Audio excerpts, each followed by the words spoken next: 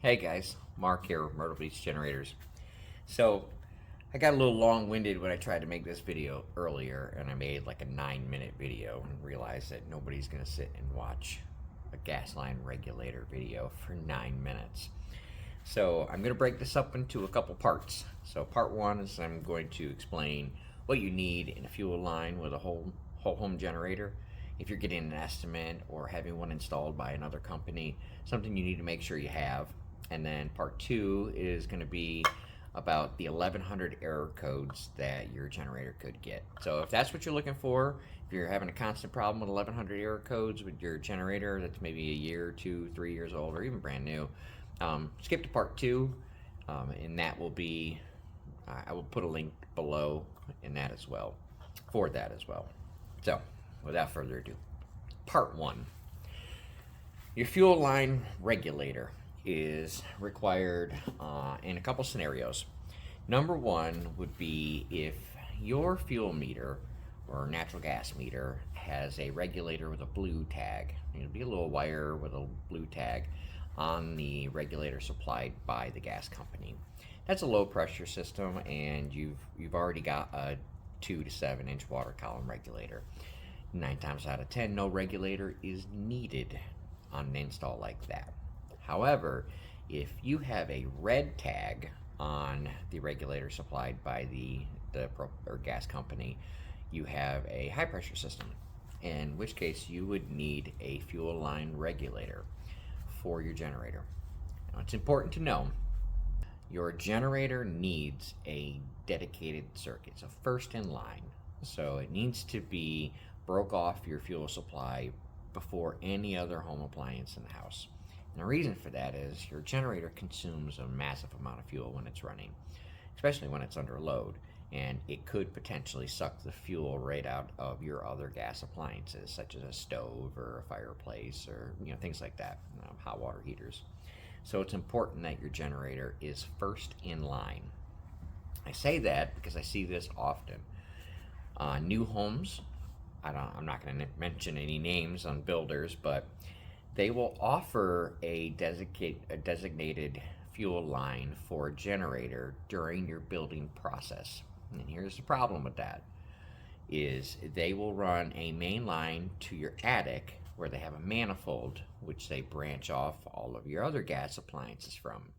And then they'll branch off of that manifold to run a dedicated circuit out to, not circuit, sorry, dedicated line out to the home for you to connect the generator to. Unfortunately, that doesn't work in most situations, and I'm going to tell you why. In the install manuals of Generac generators, for example, there is a very specific fuel pipe sizing requirements based on the length of fuel line that you have. So anything over 35 feet needs to be 1 inch, anything over 60 feet needs to be 1.25 inches. So when you go from your meter all the way up to your attic, and then all the way from your attic down to wherever your generator is going to be located, you could be talking 30, 60, 100 feet away. And most builders will use 3/4 inch line. That is not going to supply your generator with the appropriate amount of fuel. So most of the time when we go in to do a generator install after the home has already been built, we tee off right at the meter, which will give you a dedicated line with the appropriate amount of fuel in the appropriate size fuel piping. So if you're within 35 feet, I believe it's 3/4, and if you're over 35 feet to 60 feet is 1 inch, and then beyond that is 1.25 inches, and so on and so forth.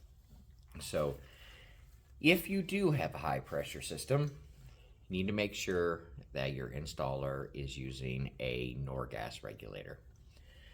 These come in many different sizes, varieties, variants of it, but this is what Generac has designed their entire fuel system around. So sometimes you'll see installers put in something like this, or the Maxitrol regulators, which I'll show you a picture of that. They will work in the short term, so keep that in mind. This is not what Generac recommends you use. So if they're going to put in anything different than a Norgas regulator, just be prepared for problems. The other issue, it's not an issue, the other reason you would need a regulator is if you're using a propane system. A propane system has several regulators in line. At the tank, you have a first stage or stage 1 regulator, which knocks that tank pressure down to 10 psi. And then usually those are trenched up to a stub out to your home.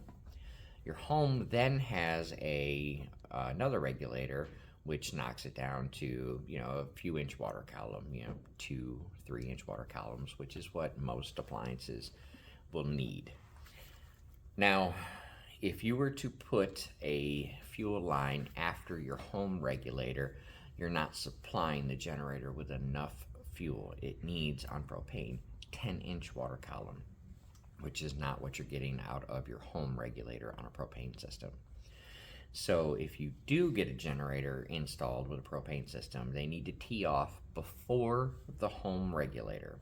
And then they need to install a Norgas regulator with a 6 through 14.5-inch water column pressure. And the reason for that is on natural gas, you only need 7-inch water column. On propane, you need 10-inch water column. So there's two different regulators that I recommend for that, and obviously the length of fuel pipe or fuel line that you're running will make a difference as well on what size pipe you need. So with that said, I hope that information finds you well, and I hope that it answers some questions. Don't let your installer subcontract out a gas company that does not know this information. And if you're getting a quote on one, make sure you ask about Norgas regulators. This is what a Generac is designed to run with. Thanks, guys. I hope this finds you well. Have a good one.